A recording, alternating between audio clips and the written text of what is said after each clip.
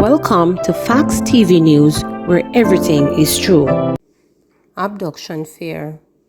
Member of Parliament MP for Kingston Eastern and Port Royal Philip Powell has confirmed reports reaching reporters that his 10-month-old daughter and her mother have been missing since Saturday. Powell said the two, whose names are being withheld by reporters, were seemingly abducted from their St. Andrew home and have not been seen or heard from since. This is scary and comes at a time when I have been threatened by scammers who have hacked my phone and banking data and are demanding money to release them, said Powell. I have made it clear that I will not give in to extortionists, but this is a serious and dangerous development. The matter has been reported to the police and I have given a full statement. I have also increased my security measures, he stated. I am worried sick over their safety and hope the police, who have launched a high-level investigation, will find the abductors and get them both home safe and sound, added Powell, who sits on the opposition People's National Party PNP benches in Parliament. Last week, Powell told reporters that he found out that his bank accounts have been hacked and a substantial amount withdrawn after he attempted to make a withdrawal at a local financial institution.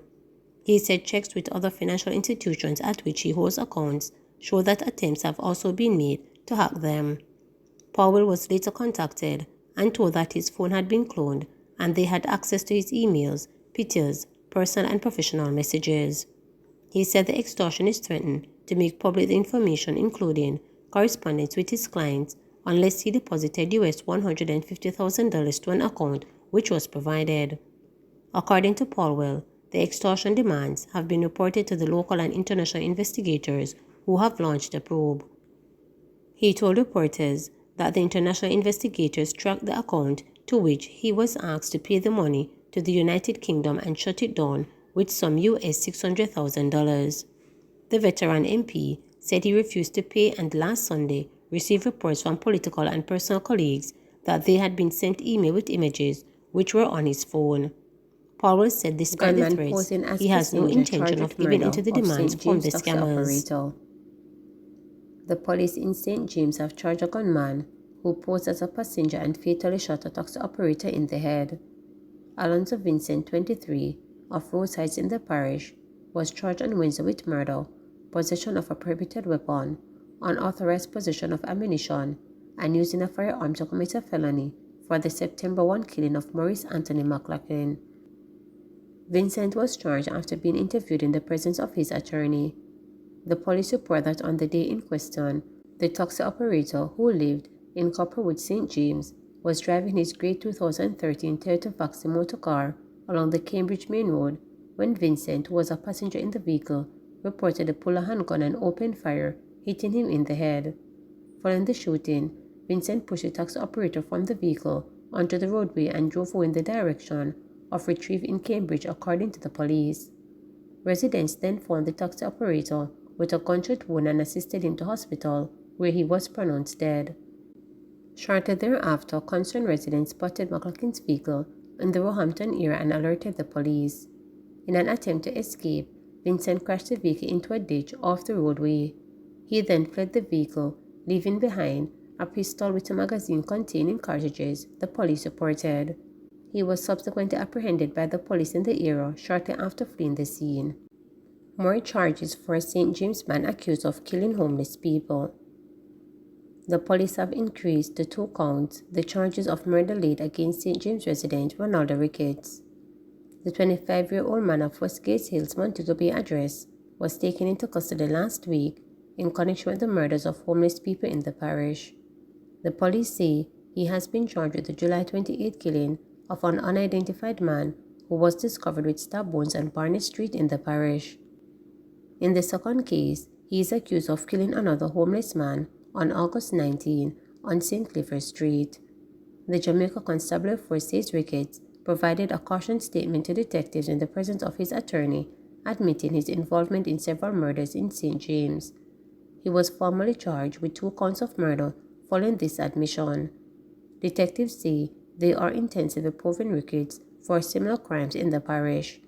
Superintendent Samuels, commanding officer for the St. James Police Division, says the police are committed to ensuring justice is served for the victims and their families. Cops vow to get closure in Waterloo triple murder.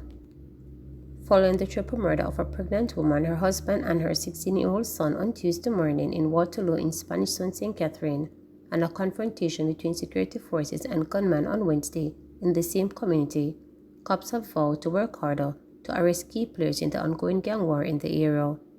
The three deceased from Tuesday's triple murder were identified as 34-year-old Sharon Francis Wellington, her 43-year-old husband Omar Wellington, and their teenager son Orlando Wellington.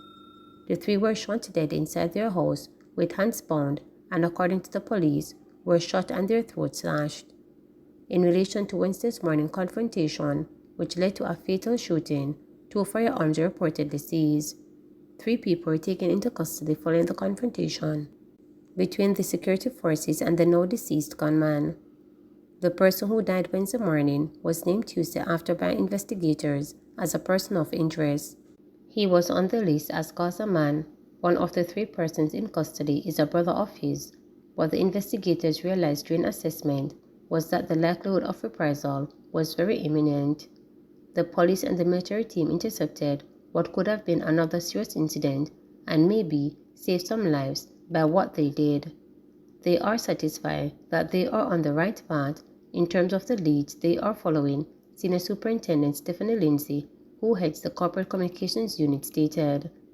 Reporters further learned from a senior police source that what is brewing in Waterloo currently is a conflict between 2 gangs. We have a gang operating from Waterloo and a gang operating from Trial Heights. Our intelligence is that the Trial Heights section wants to dominate the entire space.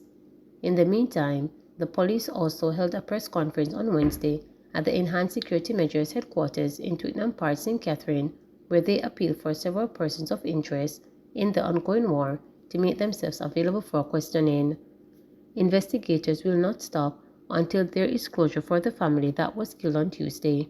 We are still looking for Demar Williams, O.C. Kiki. We're looking for men known as Buffy, Richie, or Thinilapon, who goes by the alias Tickman. There are 2 persons of interest who are not in Jamaica at this time but are known to be influencing what is happening in the community. One goes by the name Negros and the other goes by the name Blacks. They can make themselves available, Lindsay stated. She added, there are individuals in the community who we believe can assist in the investigation. It is very important that they get to the police and tell us what they know. We are not dealing with ordinary individuals. We're dealing with people who are willing to go out there, kill teenagers, tie up a pregnant woman and shoot her. The best response is for the police to arrest these individuals very urgently. JTA president says Jamaica has lost 10% of its teachers to migration. President of the Jamaica Teachers Association, JTA Leighton Johnson, says Jamaica has lost about 10% of its teachers to migration in the last 2 years. He explains that this is based on figures provided by the Education Ministry. Mr. Johnson states that teacher migration is not new to Jamaica, as in the 1980s, many teachers left for overseas and others who left the classroom went into other fields including insurance. He notes that in this wave of migration, teachers are going overseas and are continuing in teaching. The JTA president states that the situation is expected to become more chronic in the next 3 years if not addressed. The JTA president says the push factors for Jamaican teachers are inability to comfortably take care of their families, inability to build or buy a home, and low wages. Mr. Johnson points to figures from Education Internal, which indicated that it is a shortfall of 54 million teachers across the world. He noted further that United States indicated last year that in the last 5 years and a half, 51,000 teachers have resigned, citing among other reasons low wages, less stressful environment, and security reasons for their decision. That data indicated that in the next year and a half, the U.S. will need 300,000 teachers. Mr. Johnson says Jamaica is being targeted by recruiters.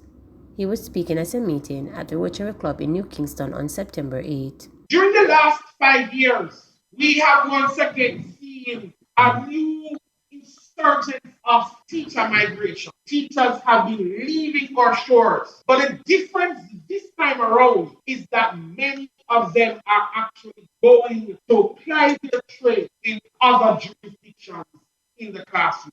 Zeroing in on the last 2 years, Jamaica has lost approximately 10% of its teachers within the last 2 years to our overseas jurisdictions. This, if it is not treated with, will become an even more chronic issue in the next 3 years.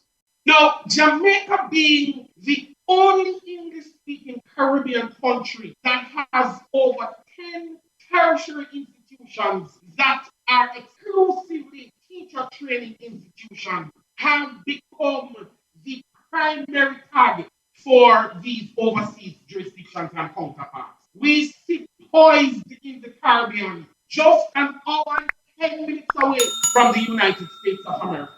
Having realized the quality of our teachers, the United States of America, as well as other jurisdictions in Europe and Asia, have sent their recruiters to be vigilant in our country. The recruiters and the members of the United States and other jurisdictions have sweetened the deal. They are in a crisis. They have realized their position and they are taking steps to fix that. Please remember to subscribe, like, share, and click the notification bell